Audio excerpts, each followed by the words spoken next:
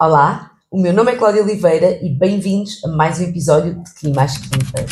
Primeiro de tudo, hoje o vídeo vai ser um bocadinho diferente do normal e não vos vou trazer um episódio de True Crime, não vos vou trazer um caso de True Crime, mas sim vários casos de músicos, cantores, famosos, acima de tudo músicos, que se tornaram monstros. Retifico, existe muito caso de criminosos que se tornaram famosos para esconderem os seus crimes. Portanto, hoje trago-vos músicos que se transformaram em monstros. Arthur. Começamos por Tim Lambesis. Tim Lambesis era o vocalista da banda de metalcore As I Lay Dying. Não sei se vocês conhecem, mas infelizmente eu conhecia. Cerca dos anos 2000, o grupo distinguiu-se bastante pelas suas letras metalcore, mas cristãs. Ou seja, eram letras meio que sombrias, mas com mensagens de fé, e então eles consideravam-se um grupo de metalcore cristão. Neste caso, o vocalista, Lambesis, apresentava-se como um homem devoto, tinha bastantes tatuagens cristãs.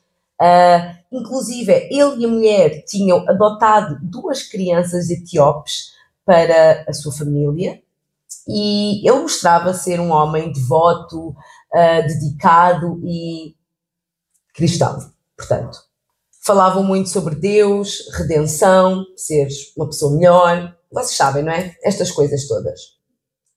Aos olhos do público, havia aqui um equilíbrio entre o extremo do metalcore e a devoção que eles tinham por Deus, pela igreja e a questão familiar, não é? Ele tinha adotado crianças etíopes, tinha uma família que era uma família, modelo. Só que vocês deviam sempre desconfiar destas pessoas. Eu desconfio sempre destas pessoas. Então, em 2012, durante uma digressão, Tim manda um e-mail à sua esposa em que ele admite que não só está extremamente infeliz com o casamento, como ele não é católico de todo, não acreditava em Deus e estava a ter um caso com outra mulher. Nisto, ele diz no e-mail que ele não aguentava mais a sua vida neste momento de casado e queria pedir o divórcio. Mas como ele não estava a conseguir pedir o divórcio, o que é que este homem decide fazer? Ele decide planear o próprio assassinato da sua mulher.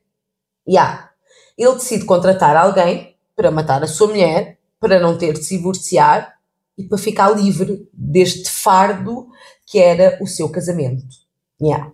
Nisto, Tim, super inteligente, foi procurar um assassino para matar a sua mulher e contratou um homem chamado Red, que, na verdade, plot twist, era um polícia que estava à paisana e que aceitou, portanto, matar a mulher de Tim a troco de $11.000. O que ele não sabia, como é óbvio, é que este polícia estava a gravar tudo no momento em que ele lhe pediu que assassinasse a mulher e lhe pagou por isto. Portanto, no dia 7 de maio de 2013, Tim foi preso. Durante o julgamento, foram apresentadas várias provas de que ele planeava, sim, efetivamente, matar a sua mulher há muito tempo. Portanto, ele declarou-se culpado, como é óbvio, e, em 2014, foi condenado a 6 anos de prisão.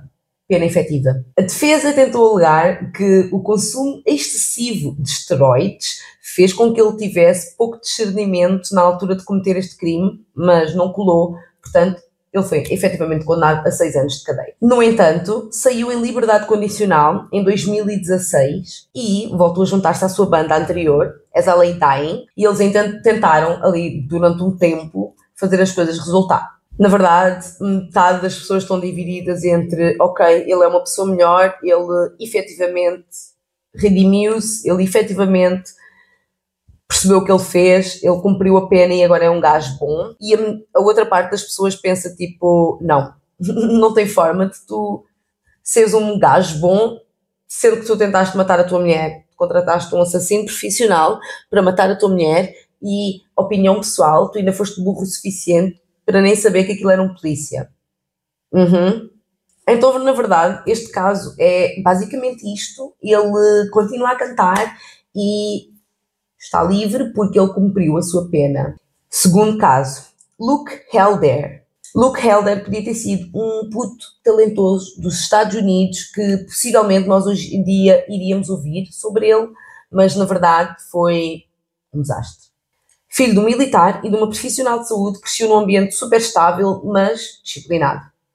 Estudou arte e design industrial na Universidade de Wisconsin, com um percurso escolar bastante normal, e tocava guitarra e cantava numa banda chamada Apathy, onde todos os seus amigos e colegas diziam que ele era um gajo super fixe, tranquilo, bem disposto, nada de errado. No entanto, com o tempo, este rapaz tranquilo, simpático, começou a demonstrar um interesse súbito sobre temas do oculto, temas mais mórbidos, e dentro do tema conspiração e espiritualidade também. E, efetivamente, ele escrevia bastantes manifestos sobre a morte, manifestos sobre conspirações e teorias da conspiração, e também vários manifestos sobre libertar-se das garras da sociedade e das regras impostas pela sociedade também. Em maio de 2002, Luke decidiu que, para além destes manifestos, ele queria deixar uma marca no mundo. Portanto, ele decidiu conduzir de um estado em outro na América e ir largando bombas que ele tinha feito em casa, portanto, bombas caseiras, e largando-as aleatoriamente em caixas de correio por todos os estados americanos pelos quais ele passou. No total, foram encontradas 18 bombas. Destas 18 bombas, 6 se explodiram. Agora, facto interessante, quando a polícia tentou ver e conseguiu ver nos mapas estas bombas e onde é que estas bombas estavam, repararam que elas formavam a forma de um sorriso, bem creepy. Por isso, ele ficou conhecido como o bombista do Smiley Face, portanto, Smiley Face Bomber. Nisto, a polícia americana, após uma longa e extensa caça ao homem, finalmente conseguiu apanhá-lo. E quando eles o apanharam, o que é que ele disse? Ele fez isto tudo para abrir os olhos do povo americano e libertar as pessoas do controle do governo.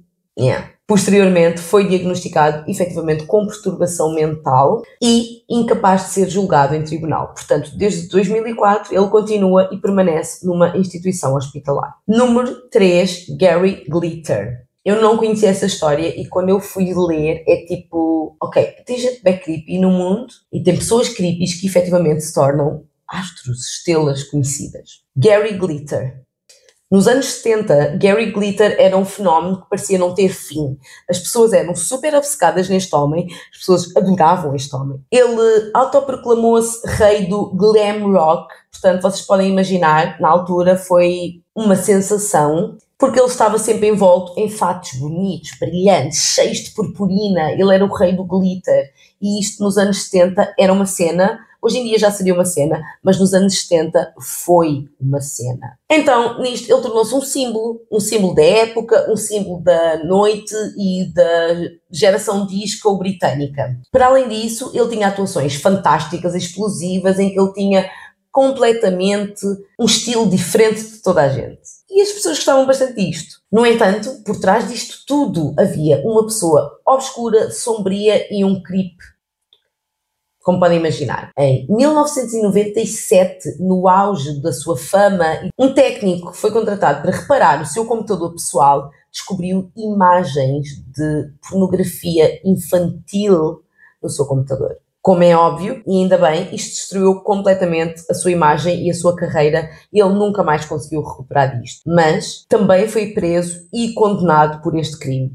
No entanto, e sendo isto os anos 90, em que eu acho que as pessoas não davam devida importância a estes temas, foi solto não muito tempo depois e ainda tentou fazer reviver a sua carreira, tendo viajado e passado por diversos sítios no mundo, até que finalmente se exilou na Ásia. E aqui também, devido ao seu passado, as autoridades continuaram a investigá-lo e a mantê-lo debaixo de olho e, pasmem-se, ele voltou a cometer os mesmos crimes. Portanto, e novamente, ele foi condenado e considerado culpado por mais crimes de natureza sexual. Em 2015 foi condenado a mais 15 anos de prisão por ofensas de cariz sexual. Como devem imaginar, hoje em dia ele não é uma referência, ele não é um ídolo e da mesma forma que eu não sabia quem ele era, eu espero que vocês também não soubessem, porque esta pessoa não merece ser recordada. No entanto, e contudo, merece que nós saibamos o que é que ela fez, para nós não ouvirmos, não consumirmos e não darmos dinheiro à arte desta pessoa, que foi efetivamente uma pessoa grande nos anos 70.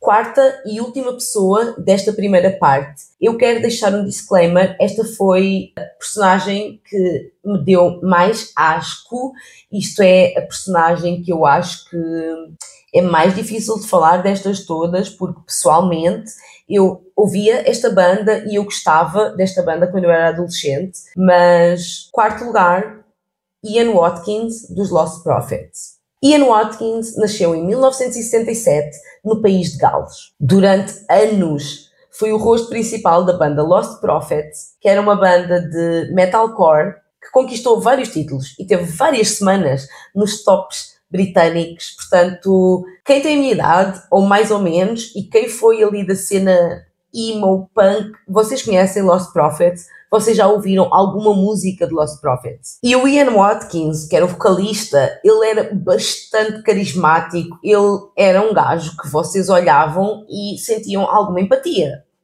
como um vocalista da vossa banda ou de uma banda que vocês gostam. Mas isto tudo mudou em 2012, quando uma investigação trouxe à luz coisas que nenhum de nós estava à espera, nenhum de nós imaginava, e honestamente eu acho que foi as coisas mais chocantes que eu vi acontecer neste mundo da música. Em 2012, uma das suas ex-namoradas foi à polícia e acusou Ian Watkins de ter relações sexuais com menores de idade.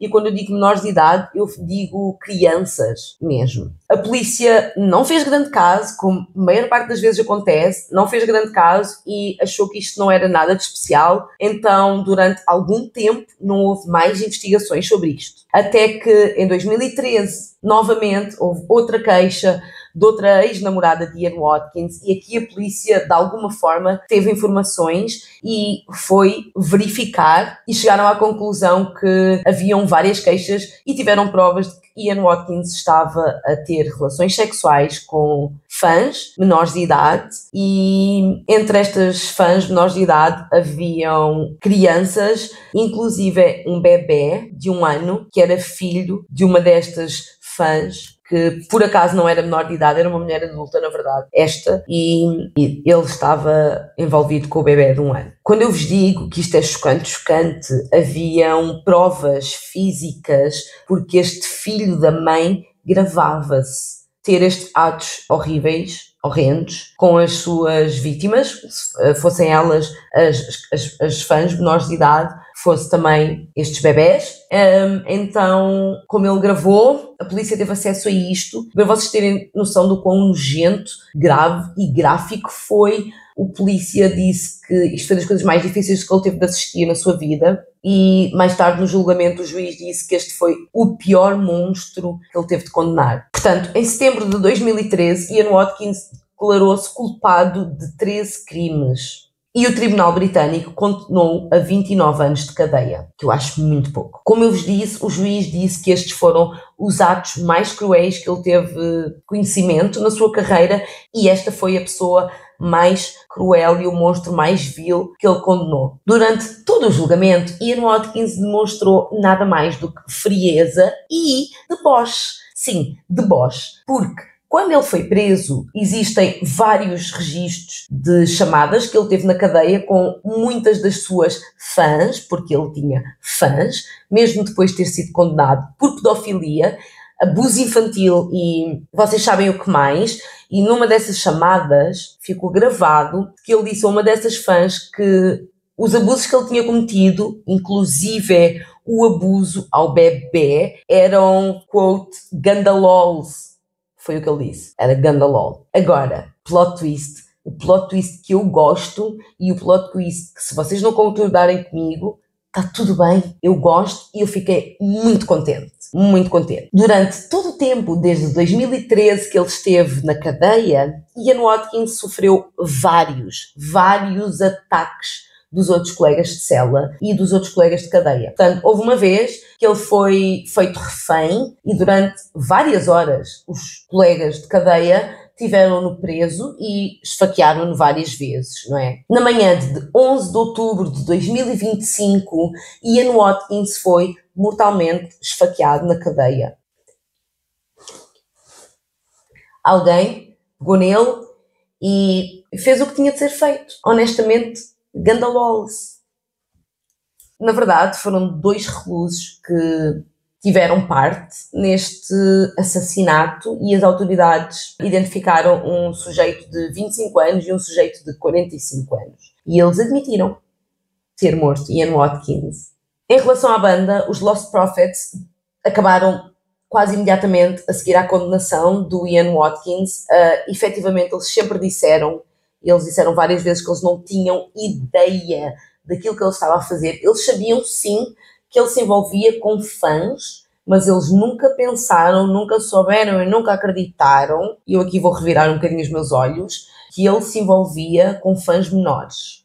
Eu aproveito aqui para dizer que quem esteve nesta cena de bandas underground, bandas de rock, quem esteve nesta cena, fosse em que idade fosse, vocês sabem. E se vocês não sabiam naquela idade, eu espero que vocês saibam agora que são adultas, eles envolvem-se como nós sim. 30 Seconds to Mars, toda a gente, os conhecidos, Beatles, toda a gente, não vale a pena a gente dizer que não, eles envolvem-se com fãs menores sim. Portanto, eu acho que os colegas sabiam que ele se envolvia com fãs menores. Eu vou apostar que eles não sabiam que ele se envolvia com os bebés, e eu vou mesmo apostar em grande nisto, embora eu nunca mais tenha consumido Lost Prophets. Não há reabilitação para um gajo que fez o que este gajo fez. Não existe. I'm so sorry. Não existe reabilitação para um gajo que fez o que ele fez. Portanto, esta é a minha opinião, mas ainda bem que a minha opinião não importa de nada neste momento, porque o que está feito, está feito. E alguém já fez o que tinha a fazer em relação ao Ian Watkins. Pronto, esta é a primeira parte do vídeo de músicos que se tornaram monstros. Espero que vocês tenham gostado deste vídeo. Se vocês gostaram, deixem nos comentários. Obrigada por estarem aí. Se gostarem deste tipo de vídeos, subscrevam o canal. Às quintas-feiras eu tenho um caso de True Crime, ou como hoje tenho casos de True Crime, mistério, coisas por resolver. Casos deste género para falar com vocês. E gosto muito que vocês me digam as vossas opiniões, gosto muito que vocês me digam as vossas teorias sobre estes casos. Portanto, comentem, subscrevam e obrigada por estarem aqui. Muito obrigada, até à próxima e espero ver-vos no próximo vídeo.